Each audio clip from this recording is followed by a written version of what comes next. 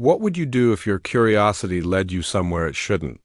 A forgotten flour mill, a lonely campsite in Montana, a carnival that hides something sinister. These aren't legends or urban myths. These are real accounts shared by people who lived through something terrifying. If you're watching this late at night, just know, not all shadows disappear with daylight, asterisk. The forgotten screams of Fisher Mills asterisk back in 2013 Harbor Island in Seattle still reeked of diesel fuel and salt air, with the dusty breath of old grain silos clinging to the wind. My name's David Kim, and I was just 18 weeks away from high school graduation, counting down the days to real life. Every weekend, my 4 closest friends and I chased adrenaline by exploring the parts of the city most people avoided. That night, our target was the defunct Fisher Mills flour plant. Abandoned after a near-disastrous dust explosion years earlier, the building was sealed shut, or so they claimed. But urban explorers whispered about secret entry points, and we were drawn to it like moths to fire. We parked beneath the roar of the West Seattle Bridge, where freeway noise masked our arrival. The sky was black as coal, no moon, no comfort. Past a fence warped by rust, the mill loomed, its silos like grave markers in the dark. One by one, we crawled in through a bent metal gap and found ourselves surrounded by decaying machinery and walls painted with fresh graffiti that hadn't been there long. Inside, the air stank of mildew, spoiled grain, and oil. We kept low, our whispers drowned in the silence. The plan was simple: explore, snap some shots, climb to the roof, and leave before 11. But 20 minutes in, something shifted.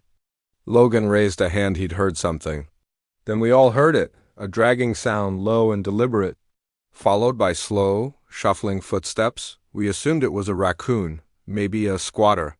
But the sound felt wrong, heavy, purposeful. It led us to the central stairwell, a towering steel cage that climbed 3 floors. Logan shined his light. Nothing. Then Marcus stepped on an old bottle. Scream exploded from the stairwell below. It wasn't a person crying out.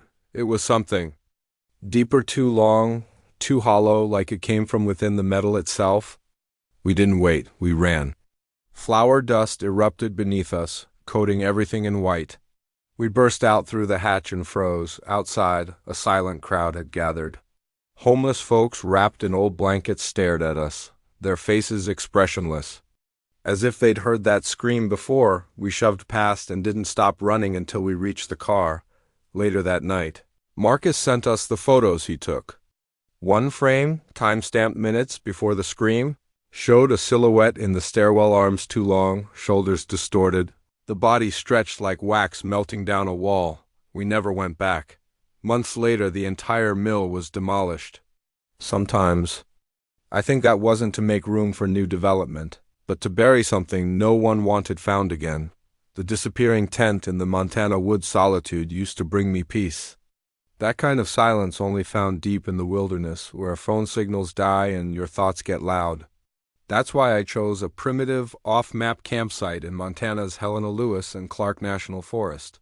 No crowds, no cell towers, just me and the trees. I got there late afternoon.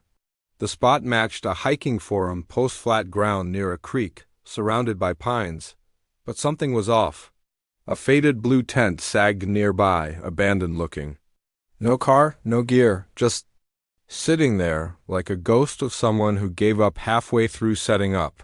I kept an eye on it while I pitched my own tent. As the sun dipped behind the hills, I grilled dinner, drank a beer, and soaked in the stillness.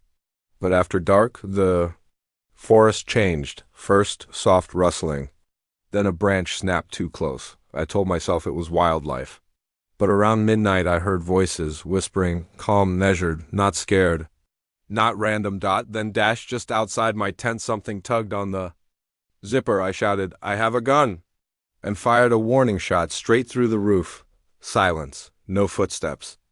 No retreat. Just stillness. Somehow that was worse. At first light, I stepped out, the blue tent gone, like it had never been there. But the flattened grass showed it had, along with boot prints circling my campsite. Wide, heavy, not mine. I left without brushing my teeth, without packing properly. I just left. Back in town, I called the ranger station.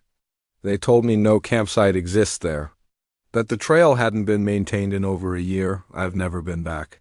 I never will. The man in the Carnival crowd, July 2012. Santa Cruz was alive with music and laughter. My 6-year-old daughter, Allison, was glowing with excitement at the annual summer carnival. We played games, rode the Ferris wheel, and she begged for cotton candy and ice cream. At the food court, I stood in line while she walked a few feet away to stare at the cotton candy vendor. I told her, "Stay where I can see you." She nodded. Then I blinked and she was gone. Panic set in. I shouted her name. Pushed through crowds. Minutes passed like hours.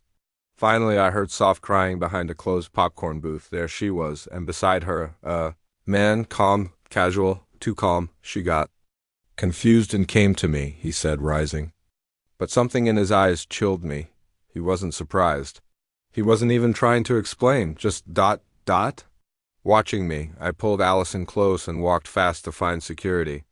When I turned to point him out, he had vanished. The police searched the area. Behind that booth, they found candy wrappers and zip ties. They said he likely targeted her from the moment she left my side, that he wasn't some lost dad or helpful stranger. He was waiting for someone distracted, someone vulnerable. He vanished into the crowd like a shadow. And that haunts me most. Asterisk, these stories are more than eerie tales, they're warnings. The world hides darkness in plain sight, inside forgotten buildings, along quiet trails, and even in the bright lights of a summer carnival. Stay aware. Stay cautious. And if you're still watching this deep into the night, maybe check your windows? Before you sleep, if you enjoyed these real horror stories, don't forget to like, subscribe, and tap the bell for more spine-chilling true encounters every week. Share your own scary story in the comments below. We might feature it next.